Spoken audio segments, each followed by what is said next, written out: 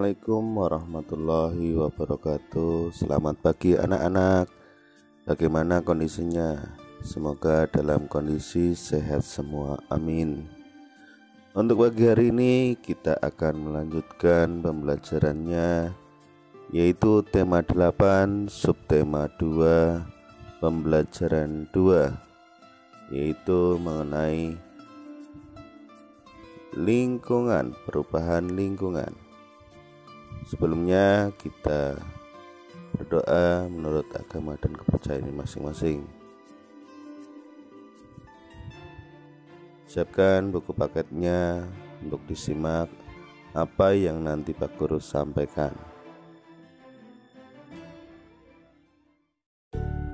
Untuk KD-nya yaitu Bahasa Indonesia KD 3.8, kemudian ada IPA KD 3.8, dan yang terakhir yaitu SPDB KD 3.3. Adapun tujuan pembelajarannya, yang pertama, melalui kegiatan mengamati video tari, siswa mampu mengidentifikasi berbagai bentuk pola lantai tari dengan baik.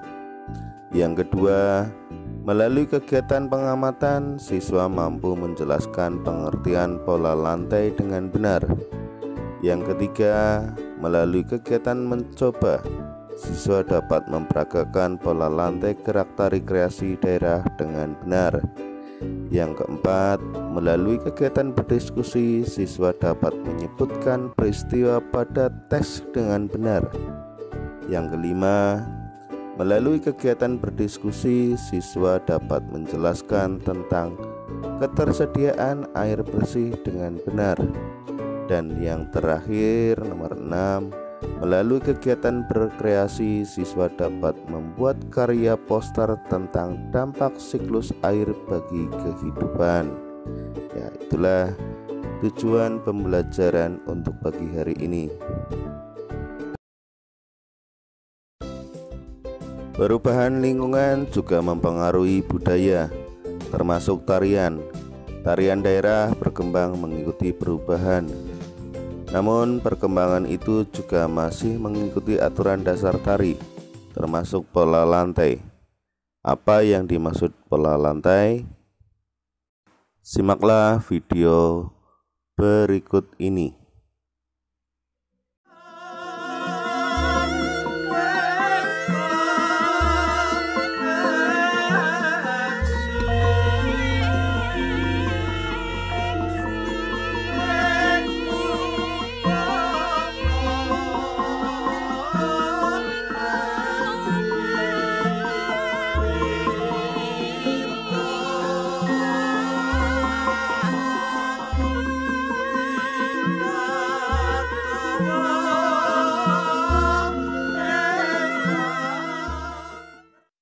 Ya, itulah tadi video tentang tarian daerah, yaitu Rama dan Sinta.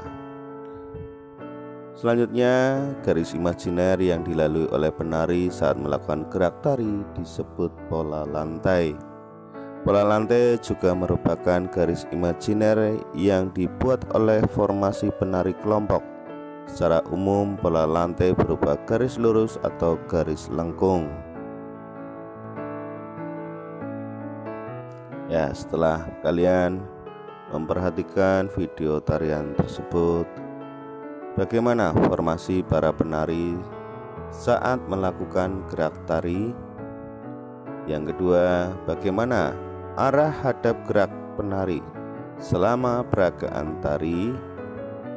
Yang ketiga, bagaimana bentuk garis imajiner yang dilalui penari selama melakukan gerak tari? Ya, silakan kalian tulis jawabannya di buku tulis kalian. Selanjutnya, kalian perhatikan bacaan pola lantai gerak tari. Pada saat menari, penari kadang bergerak ke kiri, ke kanan, maju mundur, atau bergerak membentuk lingkaran. Jika digambarkan seolah-olah ada satu garis imajiner yang dilalui penari selama menyajikan satu tarian.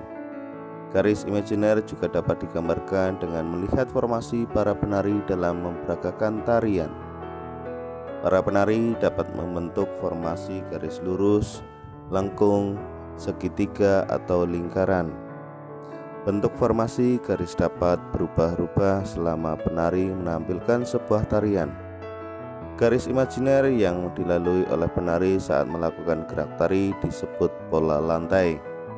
Pola lantai merupakan garis imajiner yang dibuat oleh formasi penari kelompok. Secara umum, pola lantai berupa garis lurus atau garis lengkung. Bentuk pola garis lurus dapat dikembangkan menjadi berbagai pola lantai, diantaranya horizontal, diagonal, garis lurus ke depan, zigzag, segitiga, segi empat, dan segi lima. Bentuk pola garis lengkung dapat dikembangkan menjadi beberapa pola lantai, diantaranya lingkaran, angka 8, garis lengkung ke depan, garis lengkung ke belakang. Perhatikan gambar-gambar berikut ini. Untuk gambar A, penari bergerak melalui garis lurus ke depan. Kemudian untuk gambar B, penari bergerak melalui garis diagonal. Sedangkan yang C, penari bergerak melalui garis horizontal. Untuk pemain D, yaitu penari bergerak melalui garis diagonal. Untuk E, penari bergerak melalui garis lurus ke depan. Sedangkan yang F, yaitu penari bergerak melalui garis lingkaran. Adapun bentuk pola lantai dari gerak yang dilalui penari ada beberapa macam. Yang pertama, itu formasi penari membentuk pola lantai diagonal, yaitu pada gambar A. Untuk gambar B, formasi penari membentuk pola lantai segi 5. Untuk gambar C, itu formasi penari membentuk pola lantai garis lurus ke depan. Untuk gambar D, formasi penari membentuk pola lantai zigzag. Kemudian nih untuk gambar E, formasi penari membentuk pola lantai lingkaran. Dan yang F, formasi penari membentuk pola lantai diagonal. Ya, itulah formasi pada penari. Perhatikan gambar tari legong berikut ini.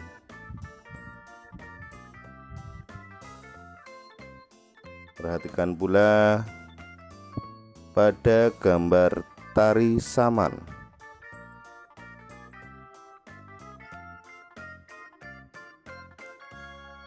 Ya, setelah kalian mengamati berdasarkan teks pola lantai gerak tari pada halaman 61 sampai 63, kerjakan tugasnya di bawahnya.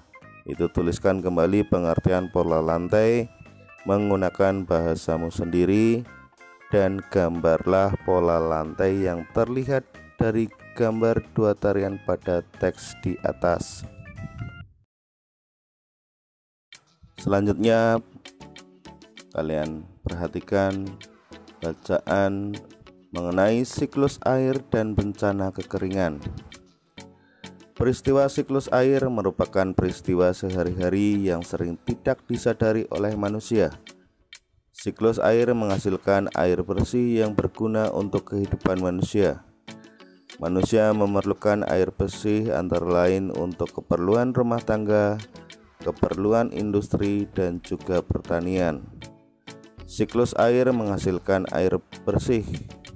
Pada saat proses penguapan, kotoran pada air tidak ikut menguap.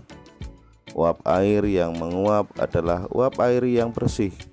Pada saat turun hujan, air yang dihasilkan pun adalah air bersih dan siap digunakan untuk berbagai keperluan. Air hujan yang jatuh sebagian akan diserap oleh tanah, lalu menjadi air tanah. Air tanah adalah air yang mengalir di bawah permukaan tanah. Air ini biasanya lebih jernih dan bersih karena sudah tersaring oleh lapisan tanah dan akar tumbuhan. Untuk mendapatkan air tanah, manusia membuat sumur dengan cara menggali lubang.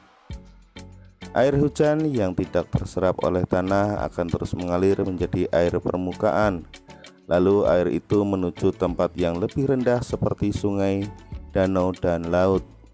Air permukaan adalah air hujan yang tak dapat diserap oleh tanah, tetapi diserap oleh permukaan tanah, sehingga mengalir di atas permukaan tanah dan kemudian menguap kembali.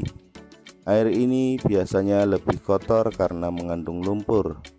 Air ini juga biasanya membawa berbagai macam material dari proses erosi. Pada musim kemarau, air hujan yang turun menjadi berkurang. Air hujan yang turun biasanya langsung diserap oleh tanah menjadi air tanah. Jika air yang sungai dan danau surut akan menyebabkan berkurangnya penguapan air sebagai bentuk titik-titik air di awan. Akibat dari semakin sedikitnya awan adalah semakin berkurangnya curah hujan. Oleh karena itu, sumur-sumur penduduk pun menjadi kering. Di saat inilah biasanya terjadi kelangkaan air bersih. Jika kelangkaan air bersih terjadi dalam waktu yang panjang, bencana kekeringan akan terjadi. Mari kita biasakan menghemat penggunaan air dalam kehidupan sehari-hari. Setelah kalian mendengarkan bacaan tentang siklus air dan bencana kekeringan, kalian supaya menjawab peristiwa apa saja yang terjadi pada siklus air dan bencana kekeringan. Kemudian yang kedua, bagaimana proses siklus air menghasilkan air yang bersih? Kalian jelaskan. Yang ketiga, apa yang dimaksud dengan air tanah? Yang keempat, bagaimana perbedaan air tanah dengan air permukaan? Yang kelima, mengapa air permukaan biasanya lebih kotor dibandingkan dengan air tanah? Jelaskan. Yang terakhir, nomor 6, apa akibat dari musim kemarau yang panjang?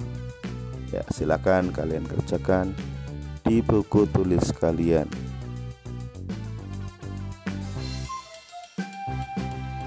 Berdasarkan bacaan siklus air dan bencana kekeringan, buatlah poster tentang dampak siklus air bagi kehidupan. Buatlah semenarik mungkin.